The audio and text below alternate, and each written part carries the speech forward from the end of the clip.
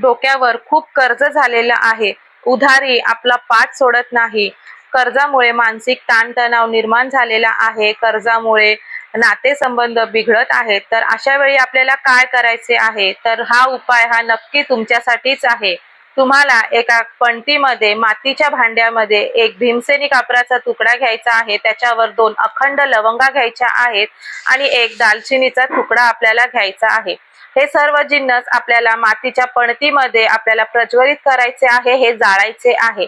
आणि हे जाळत असताना आपल्याला 11 वेळा एका मंत्राचे पठण करायचे आहे. मंत्र आहे सिंग वंग नमः शिवाय, सिंग वंग नमः शिवाय. या मंत्राचे 11 वेळा पठण करायचे आहे. आणि ही जे आपण जिन्नस जे जाळलेले आहे त्याची राख झाल्यानंतर उजव्या हातामध्ये ती राख घेऊन दारामध्ये उभं राहून आपल्याला 3 वेळा फुंकायची आहे. असे सलग 11 दिवस करायचे आहे. नक्कीच करून पहा. छोटासा उपाय आहे.